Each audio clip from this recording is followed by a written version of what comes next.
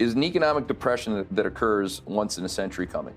That's the top voted question. Okay, that's a great question. I'll give a direct answer, but maybe not one people expect. In my view, the United States has been in a depression since 2007. And Japan has been in depression since 1989, 1990. And that falls out of people not understanding the definition of a depression.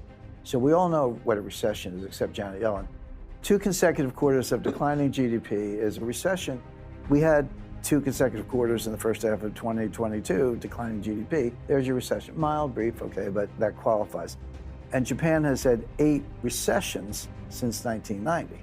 A depression is different because people say, well, gee, if a recession is 2 consecutive quarters or 3 or 4 consecutive quarters of declining GDP, and a depression sounds worse, that must be 10 quarters of declining GDP. But that's not the definition. I use John Maynard Keynes' definition. He said it's a sustained period of below trend growth in which you neither collapse nor return to trend. So it's depressed growth. And the metric there is, if you're capable as a society, and the mature, advanced industrial economy should be, of 3.5% growth or even 4% growth on occasion, and you're running at 2, that's a depression. Now, you don't have a technical recession, but that gap, that delta between 4 and 2, of course, it gets wider. This is lost wealth.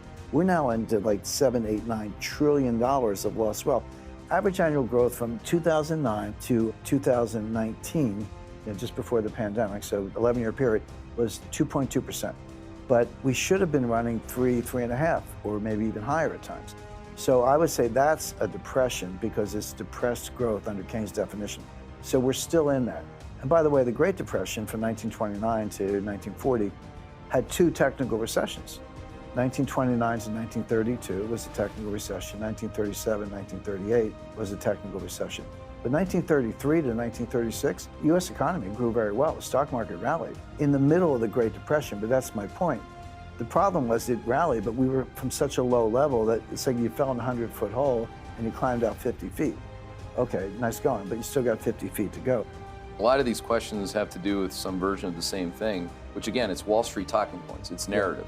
Well, the Fed thinks it's soft landing. Well, Jim Rickards thinks that we've been in a depression since 2007. Right. I mean, it's interesting, guys, if you can pop it up, I don't know if they have it, but like our nowcasts, which have been pretty damn good. I mean, for slide 14, guys, for Q2, for Q1 and first half of next year, we're running between we're at negative 2.8 and negative 2 for back-to-back sequential quarters. That will blow away the sequential back-to-back that we just saw.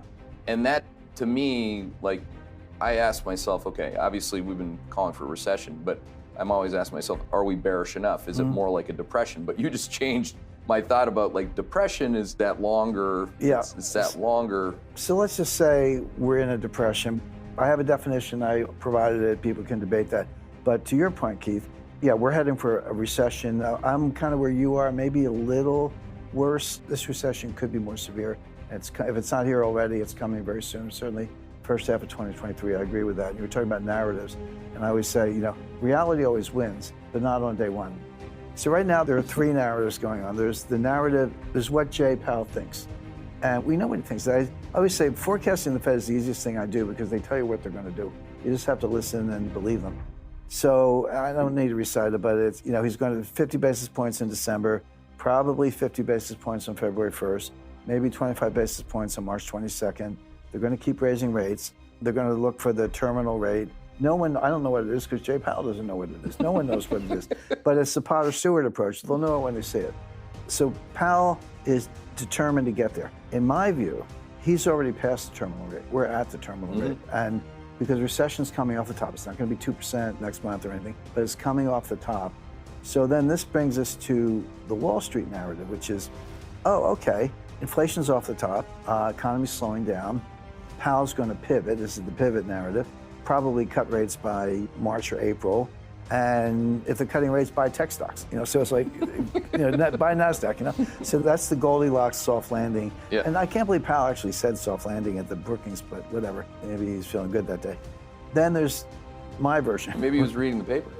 Right, I actually used to commute into New York. I trained for a while and back in the Wall Street Journal. There's a certain way, a Connecticut commuter to New York could fold the Wall Street Journal a certain way so you could turn the pages without opening up the full spreadsheet and hitting the guy next to you. There was an art to that. So yeah, the question was, what do you do before work? Because I work. Okay. So that's Jay Powell's narrative, and I'll tell you what drives it. There's a clue, there's a hidden aspect there that is driving it. We'll come back to that. Then the Wall Street is, inflation's coming down, so you're going to pivot, cut, and Goldilocks, soft landing, buy stocks. My version is that I understand Powell's path exactly. Wall Street's right that he's probably at or near the terminal rate already. Inflation is coming down already. It's going to come down some more. But where Wall Street is wrong is that this is going to be some kind of soft landing. This is going to be a very hard landing and a very severe recession for a lot of other reasons, including the fact that you're trying to, going back to what we said before, and this is in the book, you're trying to destroy supply inflation with demand destruction. It'd be one thing if you were Volcker and the demand is out of control and you need to crush that, but you're trying to control this inflation with this toolkit. The Fed doesn't drill for oil, they don't run farms, they don't drive trucks, they don't do anything on the supply side. So how much demand do you have to destroy? Such a good point. To affect the supply side? Yeah. So just to kind of wrap up, but here's what's driving Powell. It's called the Volcker mistake. And if you go back to Volcker came in 1979, he immediately set out to destroy inflation, started raising rates, and he did. But we had a recession in 1980, a sharp one, that had nothing to do with Volcker monetary policy rates. Jimmy Carter put some stupid order on credit cards, and Americans put some cap on credit card interest, and Americans stopped using their credit cards. And it was like the pandemic. It was like you shut down the economy. Oh, gee, that was dumb. So they fixed it, and it went back up again. But in the middle of that, Volcker blinked. He lowered rates 7 percentage points in the middle of that 1980 recession. But inflation wasn't dead, and it came roaring back. And then he had to take it up to 20 to finally kill it. And I talked to Volcker about this. He said, yeah, that was the mistake. But you mean the pivot? That was that was a real 7 percentage points. And Powell knows that history, and he was around too. And he doesn't want to be that guy. He doesn't want to be the guy who blinks early. So while Wall Street's saying, hey, you got it, you're at the terminal rate, inflation's coming down, he's like, that's what they told Volcker. And Volcker pivoted, and it was a major blunder, and it was much more painful to fix it the second time than if he had just persisted in the path.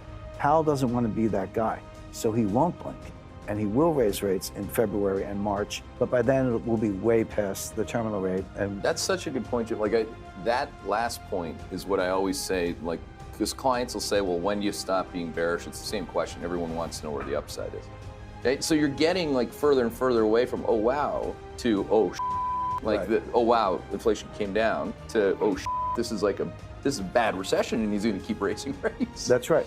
He's already been raising rates into economic weakness. Now he's going to raise them into a recession. I'm a critic of Milton Friedman in some way. He was a great humanitarian. As an economist, I have a few criticisms. The one thing he got right, that everyone agrees on, is that monetary policy acts with a lag, an uncertain lag. Well, I'm sorry, you started raising rates in March. The policy rate on March 1st was 0.